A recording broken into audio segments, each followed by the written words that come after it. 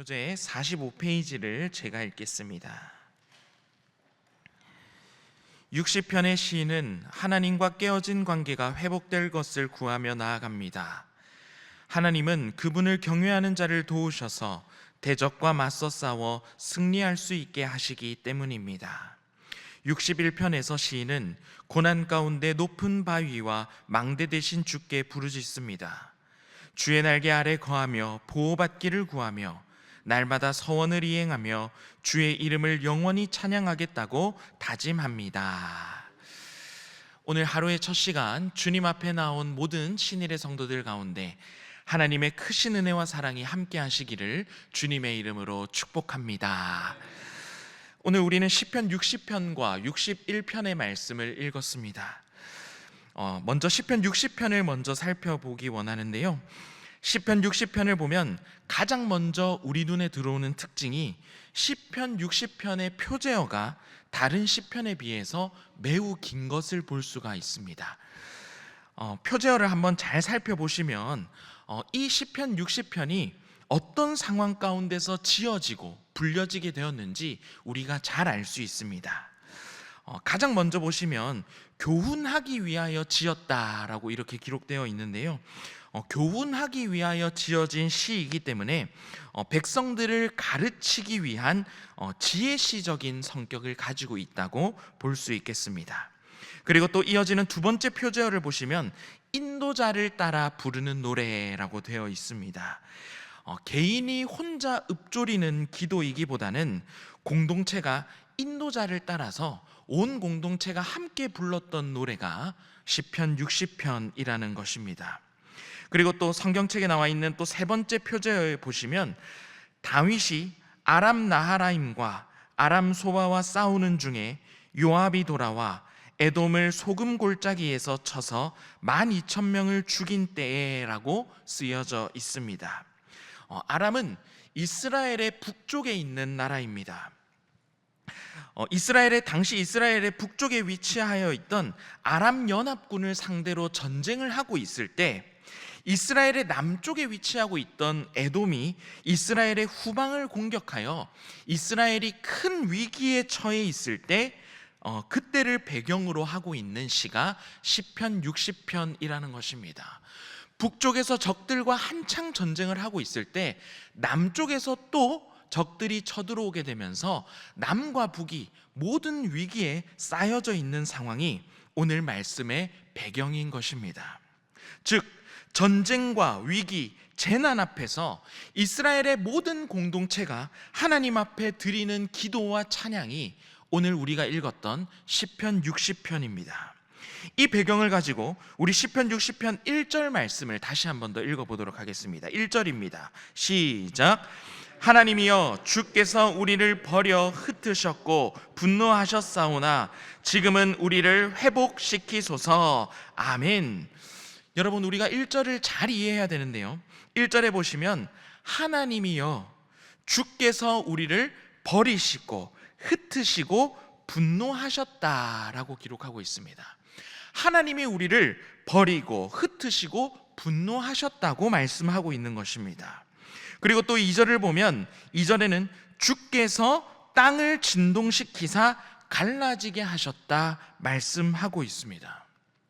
지금 이스라엘이 겪고 있는 이 공동체적인 재난과 이 패배가 얼마나 크고 심각한지를 알 수가 있습니다. 땅이 흔들리고 땅이 갈라지는 것과 같이 나라 전체가 흔들리는 큰 위기의 상황에 맞닥뜨리고 있는 것입니다. 그리고 이 상황 가운데 다윗은 하나님의 도우심을 구하고 있습니다. 1절 말씀 후반절에 보면 우리를 회복시키소서 하나님께 구하고 있으며 2절 말씀 후반절에 보면 그 갈라진 틈을 기우소서 하나님께 간절히 간구하고 있습니다. 그런데 여러분, 우리가 여기서 특별히 주목해야 될 부분이 있습니다. 제가 배경을 설명하면서도 말씀드렸듯이 지금 다윗과 이스라엘이 겪고 있는 상황은 전쟁입니다. 전쟁에서 이기기 위해서는 군대가 필요합니다. 그리고 전략이 필요하고 많은 물자들이 필요합니다. 여러분, 전쟁은 철저히 현실적인 일입니다. 그런데 다윗은 이 전쟁을 단순히 군사력과 외교적인 문제 등 현실적인 문제로만 바라보고 해석하지 않았다는 것입니다. 다윗은 지금 이스라엘이 겪고 있는 이 큰 위기와 이 전쟁의 상황을 하나님 안에서 이 모든 문제를 바라보고 있으며, 그리고 이 모든 문제의 해결 또한 하나님 손 안에 있음을 고백하고 있는 것을 볼 수가 있습니다. 왜 다윗은 이 모든 큰 위기가 하나님 손 안에 있다는 것을 기억하고 있었냐면, 다윗은 전쟁이 하나님 안에 속해 있음을 알고 있었기 때문입니다. 우리 삶에 일어나는 모든 일들이 하나님 손 안에 있음을, 그리고 그 해결의 열쇠까지도 하나님 손 안에 달려 있음을 다윗은 잘 알고 있었기 때문입니다. 오늘 본문은 아니지만 사무엘상 17장 47절 말씀에는 이렇게 기록되어 있습니다. 제가 읽어보겠습니다. 또 여호와의 구원하심이 칼과 창에 있지 아니함을 이 무리에게 알게 하리라. 전쟁은 여호와께 속한 것인즉 그가 너희를 우리 손에 넘기시리라. 아멘. 여러분, 이 고백은 다윗이 블레셋과 전쟁을 할 때, 골리앗과 싸울 때 했던 고백입니다. 전쟁이 하나님께 속해 있다는 것을 다윗은 분명히 알았던 것입니다. 다윗이 골리앗과 싸울 때뿐만이 아니라 다윗이 왕이 된 이후에도 수많은 전쟁을 치르는 그 가운데도 이 전쟁은 하나님 손 위에 있음을, 이 전쟁의 승리 또한 하나님께 달려 있음을 분명히 기억하고 있었던 사람이 바로 다윗이라는 것을 알 수가 있습니다. 삶의 모든 일들을 하나님 안에서 바라보고 그 해결의 열쇠까지도 하나님 손 안에 있음을 분명히 알고 있었던 것입니다. 여러분, 때로 우리는 현실의 문제는 현실의 문제로, 믿음의 문제는 믿음의 문제로 따로 분리할 때가 있습니다. 그런데 여러분, 진짜 믿음은 우리 삶의 현실, 우리 삶의 모든 문제와 믿음을 따로 분리하지 않는 것입니다. 내 삶에 일어나는 모든 일들이 여전히 하나님 손 안에 있음을 아는 것, 그리고 내 삶의 모든 일 가운데 그 모든 일들이 하나님 손 안에 있기 때문에 하나님의 도우심을 구하며 하나님을 의지하며 살아가는 것이 진짜 믿음이라는 것입니다. 내 삶의 모든 영역이 여러분 주님 손 안에 있습니다. 가정의 문제, 관계의 문제, 건강의 문제 등 내 삶의 크고 작은 모든 일들이 하나님 손 안에 있으며 그 해결의 열쇠까지도 하나님 손 위에 있는 줄 믿습니다. 모든 것이 하나님 안에 속해 있습니다. 이 믿음이 우리에게 필요한 것입니다. 모든 것이 하나님 손 안에 있음을 믿고 하나님만 붙잡고 하나님만 의지하며 살아가는 신일의 모든 성도들 되시기를 주님의 이름으로 축복합니다. 첫 번째 기도 제목입니다. 내 삶의 모든 전쟁이 하나님께 속해 있음을 기억하게 하소서입니다. 내 삶의 모든 전쟁이 하나님께 속해 있음을 기억하게 하소서.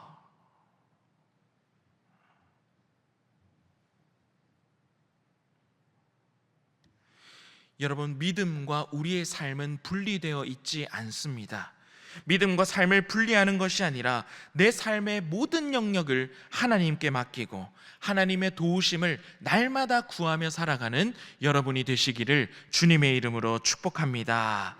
계속해서 말씀 살펴보겠습니다. 우리가 읽은 시편 60편 말씀은 여러분 크게 세 부분으로 나누어 볼 수 있습니다. 첫 번째 부분은 1절부터 5절까지입니다. 60편 1절부터 5절까지인데요. 1절부터 5절까지의 내용은 하나님께 탄식하며 간구하는 내용이 담겨져 있습니다. 그리고 60편의 6절부터 8절까지의 내용이 있는데요. 6절부터 8절까지는 하나님께서 하시는 말씀을 듣는 내용이 나옵니다. 하나님의 말씀이 선포되는 내용이 6절부터 8절까지입니다. 그리고 남은 9절부터 12절까지의 내용은 하나님의 말씀을 들은 이후에 다윗이 다시 고백하는 믿음의 확신이 이어지는 내용이 9절부터 12절까지의 내용입니다. 시편 60편의 가장 처음은 하나님 앞에 탄식하는 내용이 나오고요. 그리고 시편 60편의 가장 가운데 부분은 하나님의 말씀이 선포되는 내용이 나오고, 그리고 마지막 9절부터 12절까지 내용은 그 하나님의 말씀에 힘입어 하나님의 그 말씀의 능력을 확신하는 내용이 이어지게 되는 것입니다. 정리하자면 앞부분은 탄식, 가운데 부분은 말씀, 그리고 마지막 부분은 확신이 이어지고 있습니다. 1절 말씀에는 하나님이여 주께서 우리를 버리시고 흩으시고 분노하셨습니다, 탄식하고 있습니다. 그런데 시편 60편 가장 마지막 절인 12절 말씀에는 다윗이 이렇게 고백하고 있습니다. 우리 12절 말씀 함께 읽어보도록 하겠습니다. 12절입니다. 시작. 우리가 하나님을 의지하고 용감하게 행하리니 그는 우리의 대적을 밟으실 이심이로다. 아멘. 분명히 1절 말씀에는 우리를 버리시고 흩으시고 분노하셨다, 하나님 앞에 탄식하고 있지만 12절 60편의 가장 마지막에 와서는 다윗은 하나님을 의지하고 용감하게 행하겠다, 하나님께서 우리에게 승리를 주실 것이다 고백하고 있는 것을 볼 수가 있습니다.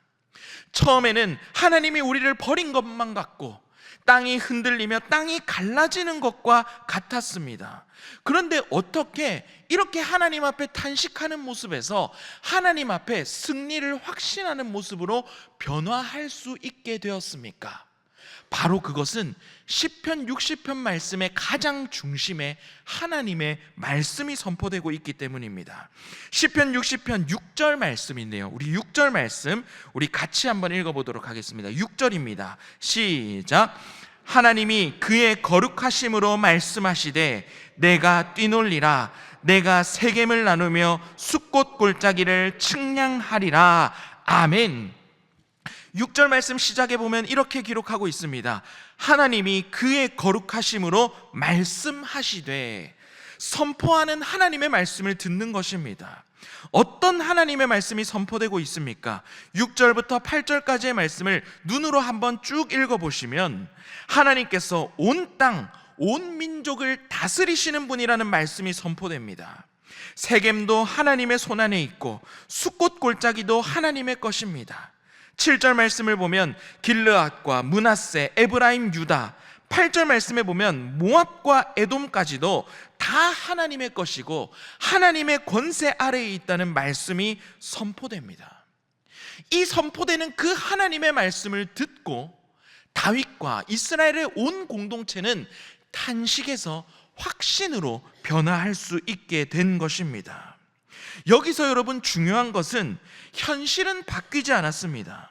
여전히 이스라엘 백성들을 둘러싸고 있는 상황과 환경은 여전히 전쟁 가운데 있습니다. 그런데 그 전쟁 가운데 있는 이스라엘 백성들에게 하나님의 말씀이 선포될 때, 그들의 삶 가운데 하나님의 말씀이 들어오게 될 때 여전히 전쟁 가운데 있지만 그들의 마음이 탄식에서 하나님께서 우리를 승리를 주실 것이다라는 확신으로 변화할 수 있게 된 것입니다. 상황과 환경이 그들의 마음을 바꾼 것이 아니라 하나님의 말씀이 들어올 때 그들의 마음이 승리의 확신으로 변화할 수 있게 된 것입니다. 실패와 절망이 말씀을 통과하게 되자 승리의 확신으로 변화할 수 있게 된 것입니다. 불안이 말씀을 통과하게 되자 담대함으로 바뀔 수 있게 된 것입니다.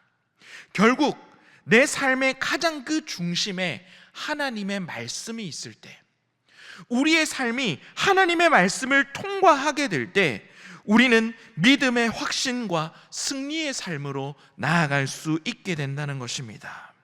이 승리의 하나님의 말씀이 여러분의 삶 가운데도 날마다 선포되기를 주님의 이름으로 축복합니다. 항상 우리의 마음 가운데 탄식이 찾아올 때, 불안이 찾아올 때, 두려움이 찾아올 때 하나님의 말씀을 붙듦으로 말미암아 승리의 확신으로 나아가는 여러분의 삶이 되시기를 주님의 이름으로 축복합니다. 두 번째 기도 제목입니다. 내 삶에 하나님의 말씀이 선포되게 하시고 탄식이 승리의 확신으로 변화되게 하소서입니다. 내 삶에 하나님의 말씀이 선포되게 하시고 탄식이 승리의 확신으로 변화되게 하소서입니다.